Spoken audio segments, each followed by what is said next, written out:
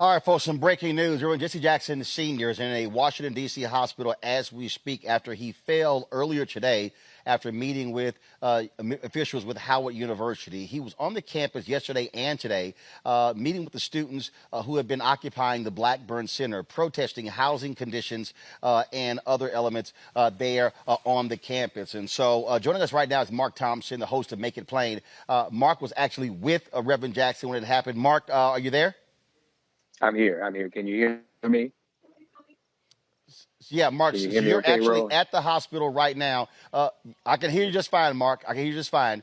You're at the hospital right now. Tell us exactly what happened earlier. First of all, what is the condition of Reverend Jackson and what actually happened earlier today? He fell and staff brought him to Howard University Hospital. There was some tests run, including a CT scan, and everything is checked out normal. So he's fine. He's going to recover. He's going to be just fine. Small contusion on the head. He'll probably be released tomorrow. They're going to have him here tonight just for observation. He was going to Blackburn to report to the students on his meeting with the president of Howard University today. Reverend Jackson has volunteered himself to help the students in the negotiations, and that's what he was doing. And so that's what's happening. People should understand that he's here spending this time here in support of the Howard University students, and I think we should take his example, and all of us should be as supportive of the Howard University students as we can. They've asked the president for amnesty. Reverend Jackson is trying his best to negotiate that, as well as other fundamental things like inspections where they live, inspections of the dormitories, upkeep and improvement of the dormitories. These we're not considering big asks. I don't think anyone should. Those of us who are alumni of Howard, at this very moment, there's several hundred alumni on a call at this very moment with Mayor Raz Baraka, who of Newark, who led the 1980 alumni mobilizing, parents are mobilizing, and that's what Reverend Jackson was doing, mobilizing when he fell. And again, so they're going to be putting out an official statement in a second. I did text Shelley Davis, who was always with him, his body man as well, and said, yeah, he said has a pretty large bump and scar on his head, but is going to check out. Reverend Jackson, of course, just celebrated his 80th birthday with several celebrations in New York and Los Angeles as well. And so it's always a scary time when one of our elders falls, Mark, because that's a lot of times that's, it can be very serious, including death when they fall. Well, we're fortunate that that's not the case with Reverend. He's fine, he's strong, and he has his challenges, but he's a lot healthier than people might think. And he's here for these students. In fact, you know him, Roland. We kind of argue with him because he wants to get about the day and go back up to the Blackburn, but he shouldn't.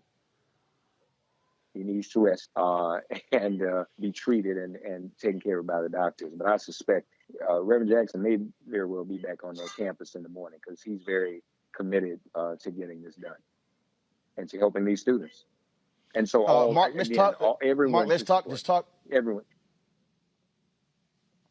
Go ahead. Let's talk about that because you've had a lot of back and forth. I was on the campus last week talking with the administration as well as the students. I've been actually talking to both sides, talking and texting. And it feels as if the Howard University administration, they're not budging. The students are not budging. We're at a serious impasse right now at Howard University.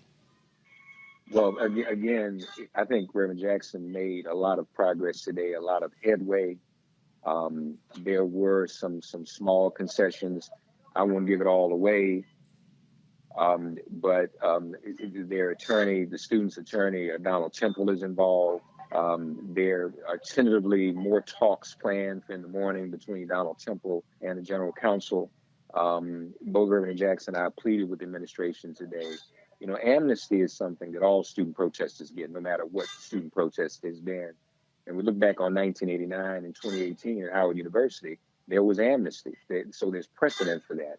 And that's important. These students cannot be retaliated against. All they're asking for is better living conditions on their campus.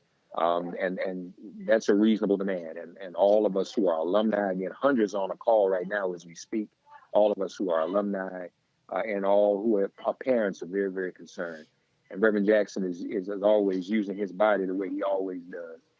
He pledged to the students on Sunday when we were here after Reverend Barber preached. Reverend Jackson and myself went over there after Rankin Chapel service, went over to Blackburn, and Reverend Jackson said that if the authorities try to pull these students out or do anything to them, he said he'd go to jail with them. So he's very dedicated to this, and he made a very passionate appeal to President Wayne Frederick today. Hopefully he heard it, and hopefully when Attorney Donald Temple convenes with the General Counsel in the morning, we can try to come to some solution about this. 19 days. This is the longest protest in the history of student protests, I believe, in the history of Howard University. Well, it is certainly good news. Reverend Jackson is doing well. Again, folks, he fell earlier today on the campus of Howard University. He's in the Howard University Hospital.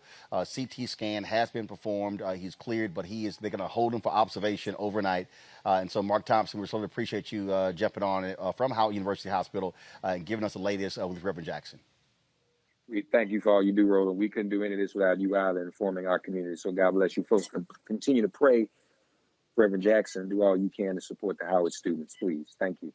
Folks, back to our Roland Mark Unfiltered video in just one moment.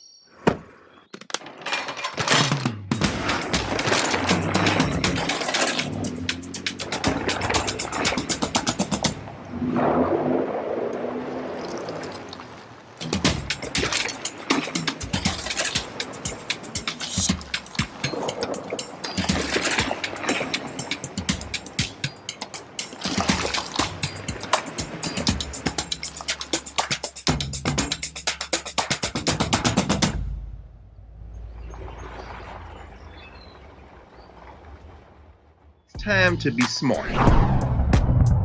Roland Martin's doing this every day. Oh, no punches! Thank you, Roland Martin, for always giving voice to the issues. Look for Roland Martin in the whirlwind, to quote Marcus Garvey again. The video looks phenomenal, so I'm really excited to see it on my big screen. Support this man, Black Media. He makes sure that our stories are told. See, this difference between Black Star Network and Black-owned media and something like CNN. I got to defer to the brilliance of Dr. Carr and to the brilliance of the Black Star Network. I am Roland with Roland all the way. Honored to be on a show that you own. A black man owns the show. Folks, Black Star Network is here. I'm real revolutionary right now. Like, wow, Roland was amazing on there. Stay black. I love y'all. I can't commend you enough about this platform that you've created for us to be able to share who we are, what we're doing in the world, and the impact that we're having. Let's be smart. Bring your eyeballs home. You can't be Black-owned media and be scared.